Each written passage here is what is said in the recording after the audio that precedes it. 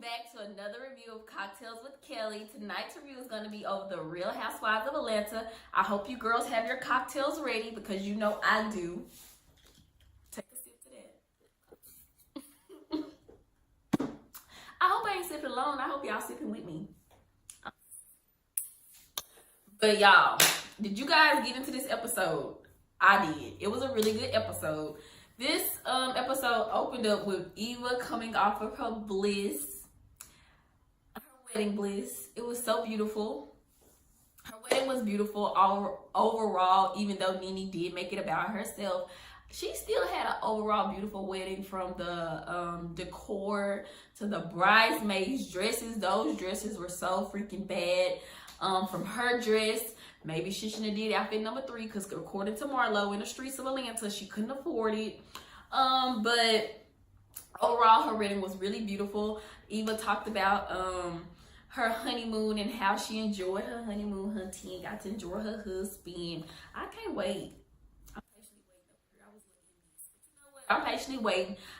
You know what? Marlo caught the bouquet. I just want to tell Marlo, I wedding 2 years ago, my homegirl wedding 2 years ago. I still ain't married yet.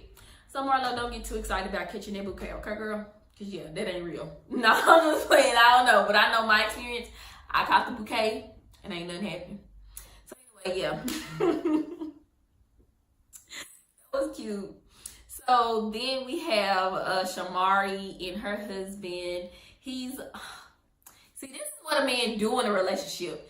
Even though he been out there working hard on the road, singing and performing day in and day night, doing his job to take care of his family, to provide, to be able to keep the lifestyle they live, he was still telling his woman how he appreciates her, how she doing them that woman job that she said she wanted to do, and how he proud of her that she's able to manage and juggle both jobs and being a mother and at working and trying to get her career back going. That's what you guys need to be taking a note of. I applaud him for, building his woman up, being there for her, and giving her those words of encouragement, because sometimes we just need that as women.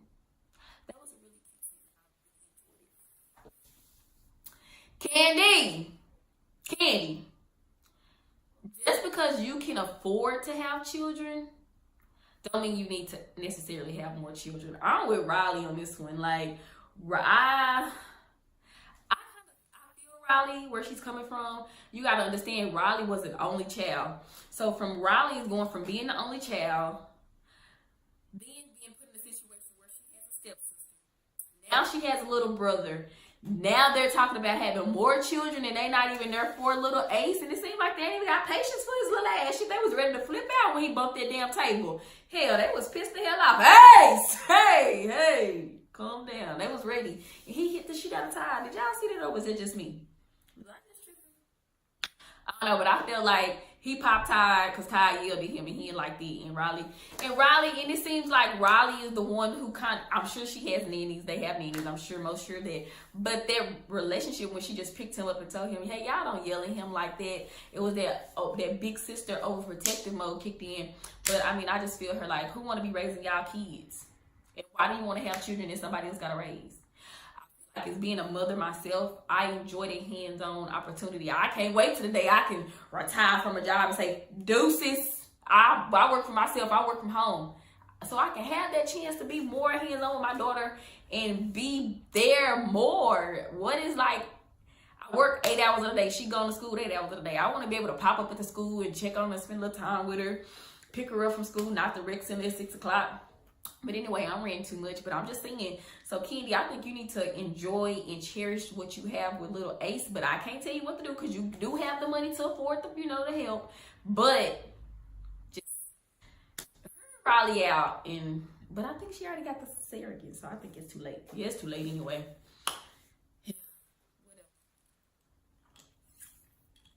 And I'm surprised Mama Joyce didn't have a strong opinion. Her opinion was just like, Riley, no. Her opinion, it was really cut and dry. And I was really shocked at that. Mama Joyce seemed not to have much to say no more. She said I couldn't break them up, so hell, let me mind my own damn business. I guess, I don't know. So proud of her though. I'm really proud of Candy and Ty for being able to open up a second OLG location within 2 years. That is a really power move, and to be able to do it successfully and to sustain and to maintain 2 local establishments and 2 new restaurants. I'm really happy for her. Most success, keep doing it and keep showing Black excellence and keep showing us young Black women that, you know, we can do anything if we put our minds to it. And, you know, just keep going hard, Candy. Like, that's one thing that I do love about Candy. I admire her work dedication and how dedicated she is to her work. It's like once she starts something, she's gonna see it all the way through, and we have seen it consistently throughout this show. From season she started, she's always been consistent and all the way through with everything that she's shown us. And when she produces, and I love Candy for that. That's my girl. I love me some Candy. And then we talk about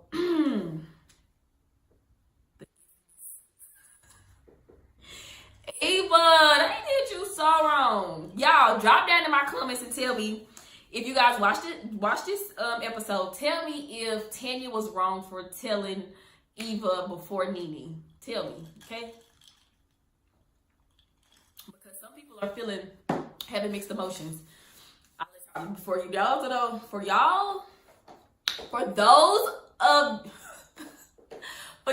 who did not let me say it in my most ghettoest way. For y'all who did not watch the episode, let me lace you up. So, girls had a little girl talk about, obviously, Marlo and her CPN. That shit was funny. Not Marlo, but Eva and her CPN. Marlo talking about she got a CPN, whatever that is, bitch. You ain't Dory. You know exactly what the fuck a CPN is for. Like you don't, Marlo Hampton. Bitch, you know exactly what they are with your fraud ass. That's okay, Marlo, because we're going to take your CPN to go to Nordstrom's and rack it up, okay? All right, no. But no. So, you know, before Tanya arrives, Nene and Marlo are having a conversation. And Marlo is asking, you know, Nene about how everything is, and Tanya finally shows up, and baby, that's when tea starts to spill. Baby, they talk about Eva having a CPN, her having a repoed car, living in a box, not really being who she says she is. Marlo, trying to have y'all show, Marlo putting the idea that y'all should show up to her house with a pizza. That shit is so old. So played out. I can't believe the producers were hyping you up to say that. If they were, that's so lame, and they should be a little bit more creative instead of being that's so London. My baby could have thought of that. Come on, be more original. Like, we're gonna just say we like, oh, so y'all just renting in the neighborhood and you wanna stop by my house and use the bathroom. Stop by my house and use the bathroom. Yeah, I didn't like that idea. Marlo, you should have thought of something else. But for her friend, I can't even remember Eva homegirl name, who was in her wedding, who she considered like a sister, her best friend. Why? I mean, they didn't even pay you. You didn't get paid. What purpose did you serve going on there? Not just giving all her information away, if it is true. What purpose did that serve you? What did you get out of it? You had a destroyed voice, so we didn't even know what your voice sounded like. I hope it was for Eva's storyline. I just want to say that. We're going to take a moment and say you did that to help Eva's storyline. Because using Kevin McCall ain't working. So we're going to say you used that for to help your friend with her storyline, because using her baby daddy clearly is played out, and he's so sick of this shit too. And I'm like, Marlo, Eva, this man is not stalking you. This man is not doing none of the above. You are literally posting on social media where you are at all times. So how you infer your life? Help me make some sense of it. I'm just going to sit back and listen so I can decipher what you really mean. Now, you mean to tell me that you have to constantly keep restraining orders and change your addresses because you're afraid of your safety, but you post where you are in appearances that you're going to be at? You feel safe because there's security there. But you don't feel safe with your own husband at home. He can't protect y'all. It ain't my business. I'm not judging. I'm just asking. You know what? I ain't even asking. I'm just, you know what? I ain't even worried about it. I ain't worried about it because it ain't my business. So anyway, Portia, I'm so happy for you, girl. You and little PJ, little Pilar. I'm so excited she had this baby. But on this episode, yeah, so I'm so excited about baby Pilar, baby PJ. Oh, and what are they? I'm not a fan of Pilar, but it's cute. Pilar. I don't have a kid. It ain't my child. I ain't gotta call it. But she cute. Well, I don't even know, but I know she cute because that's Portia, baby. And Portia's a beautiful woman, so we know baby Pilar is cute. We know she's beautiful. We know she's gorgeous. We know she's a die for. And I'm so excited to meet her on the Real Housewives. And you know what? I hope she has the most privacy. Like, let her be. Let her post this baby when she's ready to post this baby. Y'all don't get on this woman page, start spamming her about, no, let her be. Give her time to get adjusted and to be comfortable with being a new mother. And then we're going to be ready to see baby PJ. Other than that, let her enjoy motherhood. Dang, y'all, don't already start that, okay? I'm just letting y'all know. But we see Portia and Dennis talk about the gender reveal party, and of course it's Portia, so it's gonna be over the top. I can't wait to see that episode, even though we already know that she is having a girl. I can't wait to see. They were having a really good, interesting conversation after they talked to the party planners about how they wanted the gender reveal party. Dennis brought up the fact for prenup, and I feel Portia. It's like, duh, nigga. I know I gotta sign a prenup, but just know you gotta sign one too. I ain't no broke ass bitch. I got a Birkin bag that hold about 5-6 figures, nigga. No, but she understand because she coming into this now. In her first time getting married, she didn't have nothing. Like I said, she didn't have nothing, but she didn't have much. She didn't have nothing to lose. Now she is more well established. She have a lot to lose. She is honey, she got her own. So trust and believe. Just like you handed her one, she's sliding you one too. In this house situation, come on, Portia. If you work in that city, and he works in the city, what's the point of living a 45 commute away? It just don't make sense. You gotta do what's smart and not hard. I mean, you might love your house, but at the same time, you love this man and you to build this family. So it's time for a compromise. We all can't, have things our way every time, all the time. You have to compromise. You just have to. And I'm just so excited, and I cannot wait to see what you guys choose, because I know whatever you do is gonna be perfect. No, wait, Dennis, I know you gotta be stronger than that. Like, Portia, I love you to death, but Dennis, you seem like a little weaker.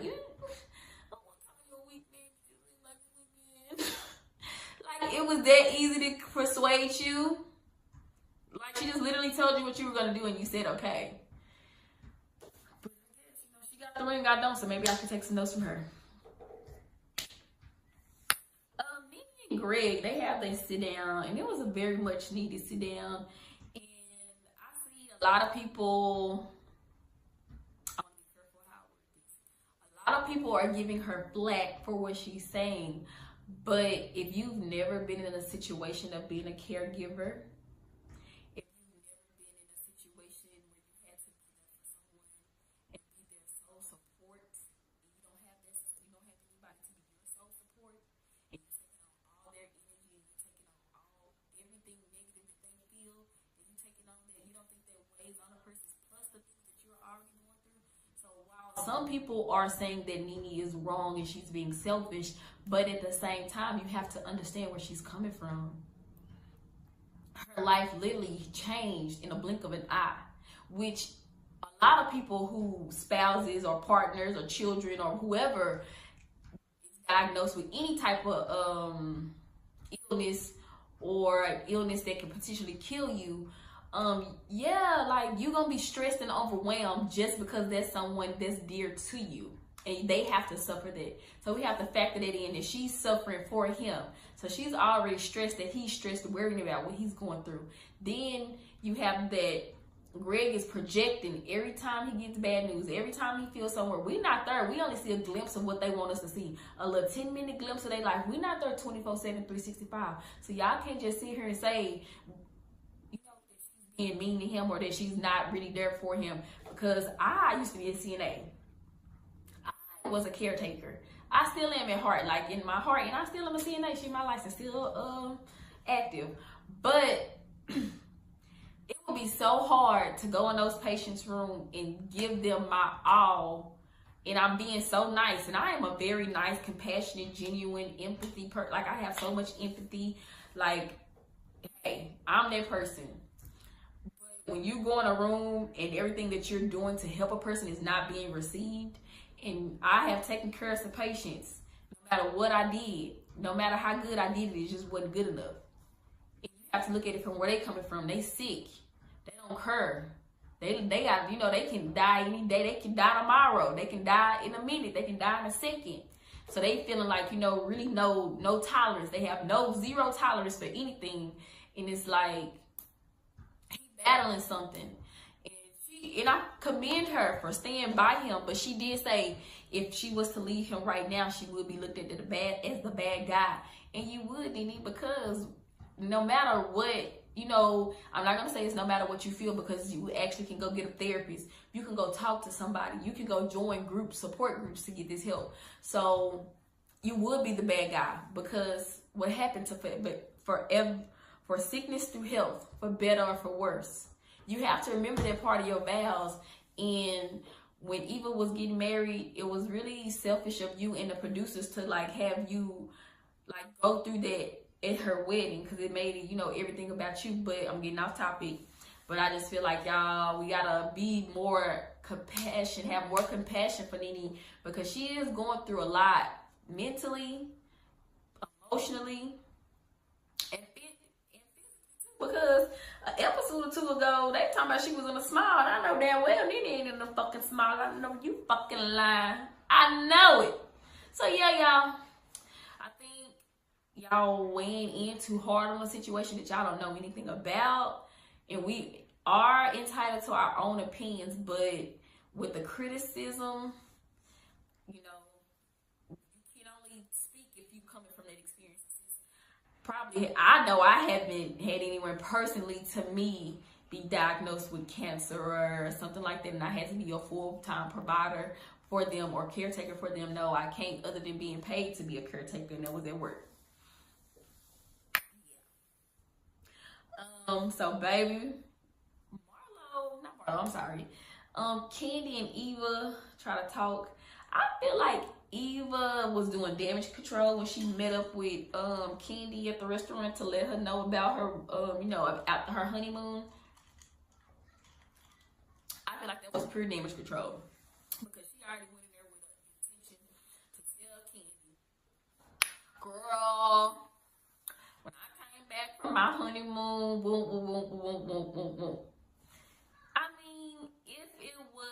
what everybody is saying or what their, you know, the tea is, if that tea ain't true, why did you have to go back to Candy and, you know, try to cover your tracks?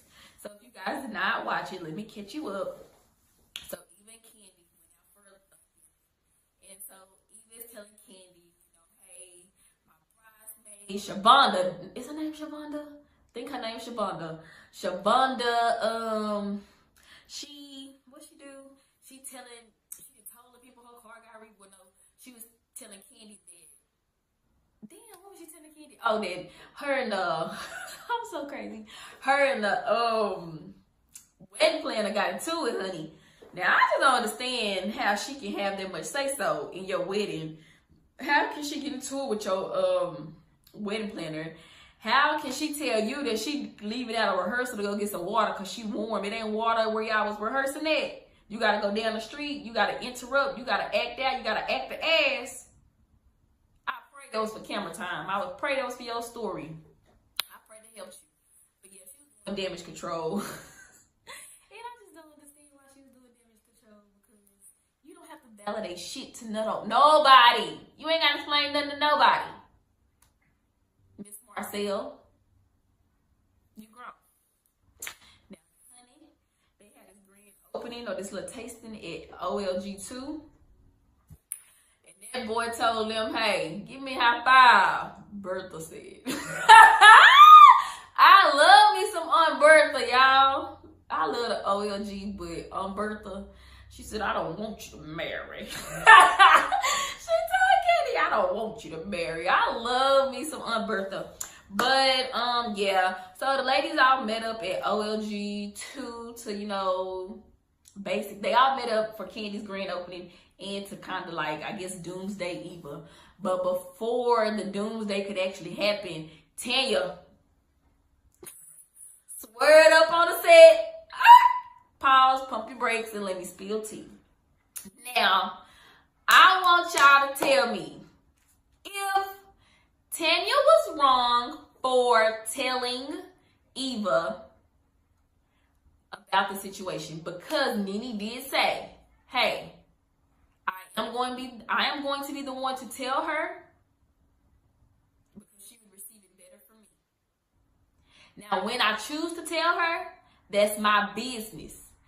I don't have to tell you all the time, but just know I'm going to tell her. I don't need you telling her something that I'm going to tell her. So, my opinion, I feel yes, Tanya, you were all the way wrong. First, let's just be real and let's just be real. You was wrong because you already know that was for scene. You already know that was for Nene to set up that scene. You already know why Nene had to lay it out, because Nene could get it out of her. I feel like you did it because you don't have a storyline. You are boring. So I feel like you just did that just to, you know, keep yourself relevant in the conversation. But other than that, I feel like you was just wrong. We already know why Nene had to tell her, but you took it upon yourself and did it. So yeah, you was wrong all day. But Tanya, you know, she pulled Eva, not even pulled her to the side because she was at the table, and she just basically told her with everything that everybody was saying. Well, not everybody, but Marlo, the conversation Marlo had and what she was saying. So, her little funny ass gonna say, I think the party's over. Eva already left. Bitch, you already know why Eva left. Don't be sitting here like you done caught amnesia. Bitch, you know what's going on. You opened your mouth. You began to talk. And Eva said she not having this. She not doing this for the camera shit. Bye. What I don't like is when Nene was trying to get a hold of Eva. And Eva was like, I'll talk to you off camera without the mics, not in front of everybody. I mean, yeah, you don't have nothing to prove, but what are you trying to prove to her? Or what is it that you don't want us to know that you want to tell her? I mean, you did sign up for a public show that does display your whole life. So with that being said, no, ain't no time for no secrets. Anything you got to say it on this camera so we can know what's going on. We don't want to be trying to piece up the puzzles and wonder, was that true or this true? Me personally, I believe, Mama D voice, I believe, no, she saying I deserve, but I believe it's something there going on. No, it's not Kevin McCall. He not stalking her. I do believe there's something going on. And, I mean, Mike is a politician. And we all know politicians don't make much money. And I don't know what Eva's last job was or what she does currently. Well, I do know she is doing the Dish Nation, filling in for Portia since Portia had her baby. But prior to that, I don't keep up with fashion, like, as far as the fashion modeling world. So I couldn't tell you what she's done relevant then, other than this show, Real Housewives of Atlanta. So, yeah. I mean, some of it could be true. But I ain't the one to judge. I can't,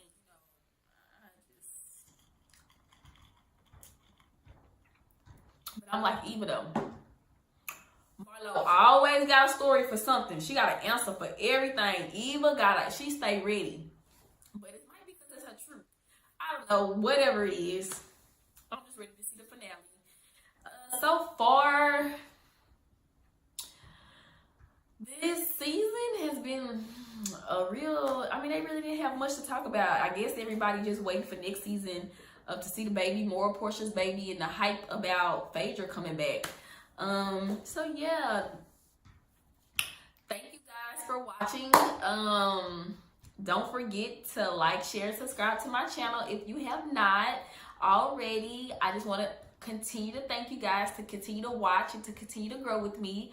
The next review, y'all hope y'all be ready because we about to get into it. This Love and Hip Hop Atlanta, y'all, we about to get into it tonight. No, well, yeah, I'll be posting tomorrow. I'll be posting another video on Tuesday, so I'll be posting that video on Tuesday.